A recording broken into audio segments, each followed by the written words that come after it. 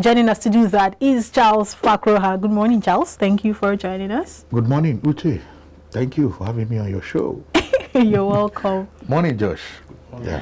Yeah. Today we're looking at money disorder.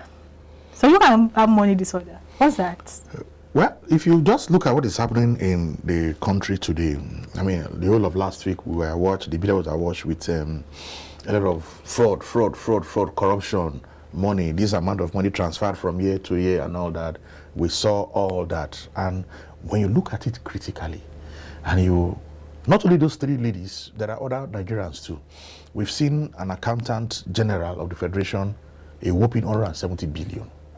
And we have seen these women, they say one is it for this 37 billion, 30 billion, you know, and you begin to wonder, how much can you spend in a day, in a year, in your lifetime? And yet, we still see people just acquiring this money, collecting this money, our collective wealth. And you ask yourself, are they really normal? That's the question. Just like you have money, drug abuse problem, substance abuse problem, we also have money abuse problem. Disordered money behavior. That takes us to today's topic, which is money disorder. It just simply, it's a problematic financial belief and behavior, that can cause significant distress and hinder one's social or occupational well-being. You have this disorder, money disorder, it affects your occupational well-being, that is your work and your relationship, because of that money disorder. And what are the things you need to look at when you say there is a money disorder? There are what we call money scripts. And some of these scripts, have been written for us while we were children. We have what we call money avoidance. This set of persons, they just avoid money completely. They don't want to talk about money. They believe that money is negative. They look at the rich persons or people who have money to be negative people, to be wicked, and all that. Then we also have the set of people that we call them money worship. These ones, they worship money. They adore money. For them, money will solve any problem. Money will solve any problem. So you see them go out there acquiring, even when they don't even need it any longer.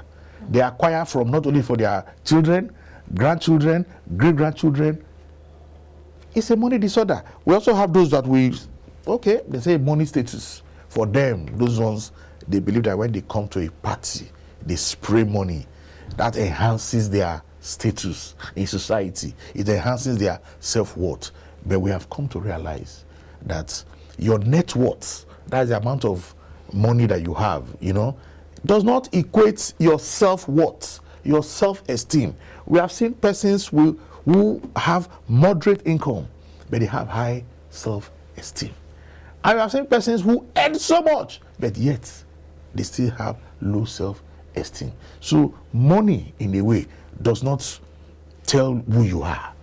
It only brings out the person in you. Then the last set of people, we have what they call money vigilance. Yes, these ones, they are overly careful when it comes to money issue. Before they spend the kobo, they will ask themselves, does it worth it for me to spend this amount of money? So they are vigilant when it comes to money. So these are some of the money scripts. We also have what we call relational money disorders. Now, maybe we can relate to those ones very well. We have financial infidelity. That's a relationship, whether you are married or you are dating. People think when you say infidelity has to do with relationship, but again, if you and your spouse, you are married, you're expected to be one, and you hide some of your financial transactions from that your spouse, that's financial infidelity. You tell lies about your debt, you tell lies about your income, you tell lies, and in fact, you are doing some transactions and your spouse is not even aware. That is financial infidelity. And it's a major problem today. So you mean in all of these now, especially this last one you just talked about, that as a man, all my financial transactions should be made open or disclosed to her? Well, why not as a woman also? You know? No, I'm just asking for a friend. Now, what we are saying, when you get married, okay, you disclose your finances, and two of you will agree. Everything. Do we have a joint account, or we just have a family account and each partner has their own separate account? These are agreements you need to, you know, talk about before actually even getting married, so that it does not cause any form of issue in the marriage. Josh, do you have a problem with disclosing your finances to your partner? No, don't put me on the spot. I just said I was Because, asking no, for a friend. Yeah, does your friend have a problem with that? Somehow.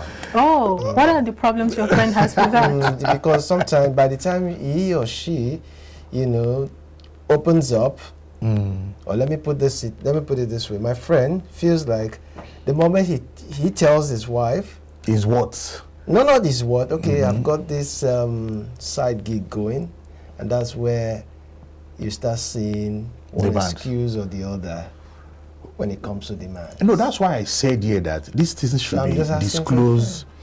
I'm not saying disclose everything. We are saying you come to an agreement. Yes. How come to do an you agree agreement. when you're not disclosing You everything? know, that's what some people call is it prenup. You know, before you actually go and tie that knot, you know, your partner you need to understand whether your partner is a spender, whether it's a saver. Your money personality matters a lot, because there are certain money personalities that cannot be together. There will always be a problem in that relationship. So, Uche, So are you you need to a spender? open up, and of course you need to see a financial therapist, a counselor, financial counselor, so that two of you understand your finances very well, so that in the relationship you don't have issue. We also have what we call financial dependency. This one, one person just depends solely on another person when it comes to their finances. Now, at times it's not too good, because there is a lot of abuse when it comes. That's why we begin to see financial abuse. And wherever you see any domestic abuse, if you watch underlining, there is always a financial abuse. But that one, you know, it's a financial abuse. We don't see it. It's the physical one that comes out. But there is always a financial abuse where your partner depends on you. And some people even do it deliberately. They don't want the partner to go and work for themselves. They don't want the partner to go and earn. But even if they have earned money before, you want to be the one that will collect their salary and begin to disburse to them. And you have the liberty to use the money anyhow. But when they say they want to do one thing, you criticize them. That is financial dependency. And you treat them so bad. But before you get to that financial abuse, there is that physical abuse that already started. You also have the last one, which I call financial enabling. This one is so simple. Parents do it for their children. Your child comes to you and just asks this thing. You don't even query, you don't even ask, you just give.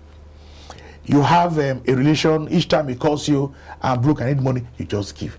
Without actually asking them what they are doing with that money, or trying to encourage them to become responsible and manage their own finances. You enable them. You know, and of course, the way man is, if they see somebody who, each time they are broke, they just call. The next thing they see is a lot on their phone. They will continue to live a very irresponsible financial life. So all these are relational money disorder. We also have the ones we call psychopathology disorders. When it comes to money disorders, you have the pathological gambling. Those ones, nothing can stop them. They just to gamble, and when they gamble, they don't care the source of the fund they are using to gamble. It could be borrowed money, it could be their spouse money, it could be any money, anywhere. And this go a long way to affect their financial stability. And it is very, very dangerous. We also have the hoarders, the hoarding. It's a disorder.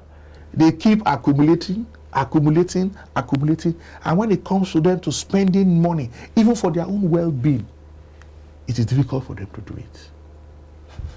They have so much money, but to use that money, even for their health care, for their treatment, they will not want to do it. Yes, we call them, they hoard this. It's a disorder. You know. Then we also have the compulsive spenders. Compulsive. Compulsive. That is in their brain. The neurons are triggering them, transmitters. Anywhere they are, they just want to keep spending, and keep spending. In fact, maybe they're even earning maybe 1 million naira in a month. They are ready to spend up to 10 million naira. They are not. They don't care. At the end of the day, they end up in debt. So you can see that all these are disorders. They are not normal. And that's why if you look at the Nigerian scene today, many of us are going through money disorder, but we don't even know, because people who have these disorders, they don't want to even talk, and if they don't speak out, people will not know. But what are the physical symptoms we need to identify? First of all, depression. Of course, we saw, was it last week, we saw a young lady who, a banker, committed suicide. Depression. What was her reason? The suicide note she wrote: economic issues. That's the reality. So depression is real.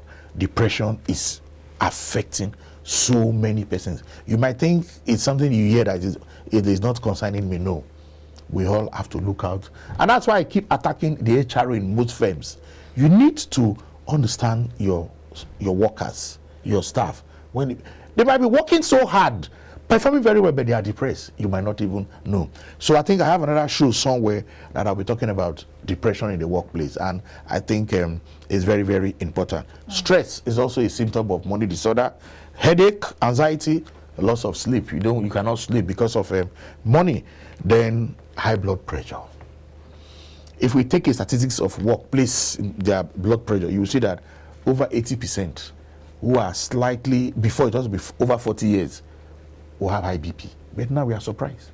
The figures have come down to even 25 years old. Today are having high blood pressure. Then, of course, the last one, which is something we all have to work on, suicidal thoughts. It's a symptom of money disorder. But again, I must also emphasize that money disorder has not been classified as an illness per se, because psychologists will tell you it's just an expression of an underlying illness that is manifesting.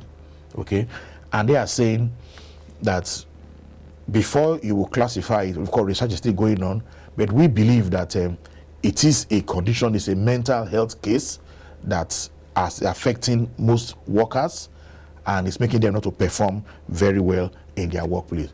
But again, like every clinical studies, what are the treatment? How do you treat people with money disorder? We have identified some of the symptoms. How do we now treat those who have money disorders? One, cognitive behavioral therapy, which is CBT. That is, you try to change the belief of that individual to have a positive belief, mindset about money. Be responsible when it comes to money. Have you seen somebody who goes to an hotel, mistakenly he damaged one thing, and the manager said, sir, this thing is 5,000 naira. He said, are you stupid? Why are you harassing me? Because of 5,000 naira? He just took his hand, put his hand in his pocket and brought out a bunch and said, take this, 100,000 naira. Go and sort yourself out, and next time don't disturb me. And before you know what, in the next 3, 4, 5 years, the person is broke. It's a money disorder. Okay? So, financial counseling is also needed. Debt management program. Today, many workers are in debt, so you need to seek the advice of financial therapists, financial planners, to have a debt repayment program. Of course, financial education is also very, very key. Then family therapy. You know, if the husband has money disorder, it's affecting the relationship with the family. So you need to also do financial family therapy. Of course, self-help resources. You can attend seminars, attend workshops, webinars, where the expert there will teach you proper money behavior when it comes to money. I've seen persons who they see maybe cash, 10 million naira, they will just faint. It is their belief about money. Then, most importantly, listen to this iBrand show. That's the iBrand Daybreak. Personal finance segment. And you will get a lot of enlightenment, a lot of treatment in terms of, or you'll be able to assist other people who are showing these symptoms, and you can now tell them to go for help. So those are some of the treatments for money disorder. You see, money is a terrible master, but a very humble and loyal servant. Thank you.